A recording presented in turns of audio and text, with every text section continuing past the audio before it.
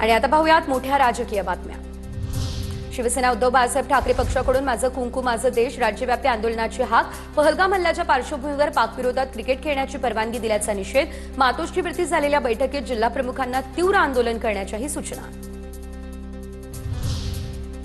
उद्धव ठाकरेंनी घेतली विदर्भ आणि मराठवाड्यातील जिल्हा प्रमुखांची बैठक। आगामी स्थानिक स्वराज्य संस्थांच्या निवडणुकांच्या अनुषंगाने मार्गदर्शन। निवडणुकीच्या तयारीला लागा मतदार याद्या या तपासा। तर 14 तारखेला आक्रमकपणे आंदोलन करण्यासह स्थानिक पातळीवरती आघाडी की युती याबाबत मत मांडण्याच्याही सूचना।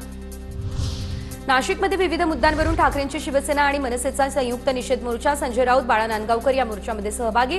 फडणवीसांनी 2 दिवस नाशिकमध्ये फिरून शहराची अवस्था पाहावी। राऊतांचा हल्लाबोल।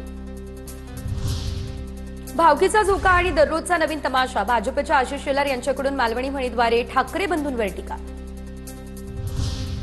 बंगळुरूमधील शिवाजीनगर मेट्रो स्टेशनच्या नावासंदर्भात शिंदे अजित पवार यांनी केंद्राला हस्तक्षेप करायला सांगावं। काँग्रेसचे नेते आणि शरद पवार यांनी देखील या विषयावर बोलावं। संजय राऊत यांची प्रतिक्रिया। छत्रपती शिवाजी महाराज देशाचे आराध्य दैवत याची प्रत्येकाने जाणीव ठेवावी, अन्यथा शिवभक्त जशास तसं उत्तर देणार। कर्नाटकमधील मेट्रो स्टेशनच्या नामांतर प्रकरणावर एकनाथ शिंदे यांची प्रतिक्रिया। मुख्यमंत्री फडणवीसांनी विरोधकांसोबत 2 दिवस नाशिकमध्ये फिरून शहराची अवस्था पाहावी। संजय राऊत यांचं वक्तव्य।